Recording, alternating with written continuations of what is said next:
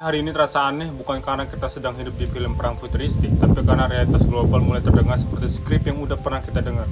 Lalu berakhir dengan jutaan kematian, ketegangan antar negara mengeras, blok kekuatan mulai membeku. Perang tak lagi diumumkan tapi disusupkan lewat cyber, ekonomi, propaganda, dan proksi bersenjata. Pertanyaannya sederhana tapi menakutkan, apakah dunia benar-benar sedang menuju perang dunia ketiga atau jangan-jangan ini hanya paranoia kolektif umat manusia yang trauma oleh sejarahnya sendiri?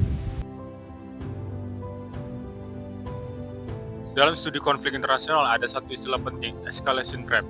Ini adalah kondisi ketika negara-negara terjebak dalam spiral peningkatan konflik yang awalnya defensif, tapi perlahan menjadi ofensif, tanpa ada niat perang total di awal.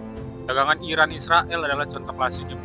Apa yang kita lihat hari ini bukan perang terbuka, melainkan konflik asimetris, serangan cyber, sabotase nuklir, operasi intelijen, hingga perang melalui kelompok proksi di Lebanon, Gaza, Suriah, dan Yaman.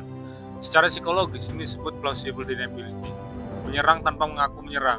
Masalahnya, konflik jenis ini sangat rapuh. Satu salah hitung, satu serangan yang kelewat batas, satu aktor non-negara yang bertindak di luar kendali, dan eskalasi bisa melonjak tak terkendali.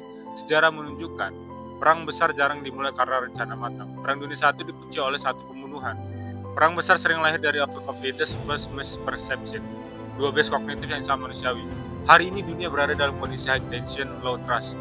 Negara-negara besar tidak saling percaya, tapi terus menguji batas. Inilah fase paling berbahaya dalam teori konflik. Bukan saat perang pecah, tapi saat semua pihak yakin perang tidak akan terjadi.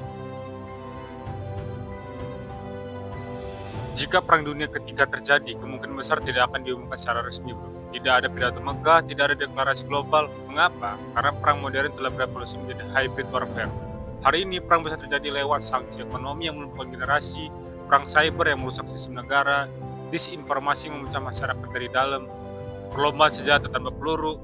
Contohnya Amerika Serikat dan sekutunya berada di satu poros, sementara Rusia, Cina, Iran, dan beberapa negara lain membentuk poros tandingan bukan karena cinta ideologi tapi musuh bersama. Inilah logika realisme teori dalam hubungan internasional. Negara tidak digerakkan oleh moral tapi oleh kepentingan dan survival. Masalahnya, dunia kini terlalu sering bergantung secara ekonomi. Inilah yang membuat sebagian ahli menyebut ketakutan perang dunia sebagai paranoia global. Namun sejarah memberi peringatan pahit, interdependensi tidak selalu mencegah perang.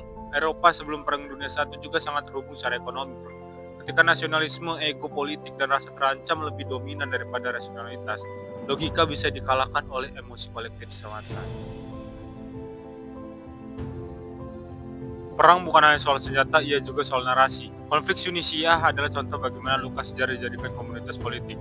Dalam psikologi sosial, ini disebut in-group versus out-group bias. Kita cenderung memanusiakan kelompok sendiri dan mendehumanisasi yang lain. Narasi sektarian yang terus diulang menciptakan moral disengagement. Membenarkan kekerasan atas nama identitas, disinilah dunia Islam sering terjebak.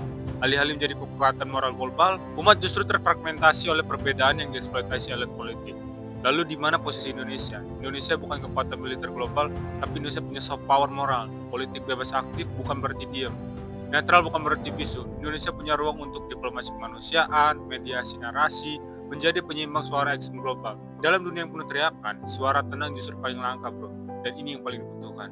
Apakah perang dunia ketiga akan terjadi? Tidak ada yang bisa menjawabnya dengan pasti, tapi satu hal jelas, perang besar tidak lahir karena dunia kehabisan senjata, melainkan karena manusia kehabisan akal sehat, bro. Jika kita gagal menjaga nalar, empati, dan dialog, maka perang bukan lagi kemungkinan, tapi keniscayaan. Kalau menurut lu, dunia masih bisa diselamatkan oleh akal sehat? Tulis pendapat lu di kolom komentar dan subscribe channel ini karena berpikir kritis hari ini adalah bentuk perlawanan paling damai yang masih kita punya, bro.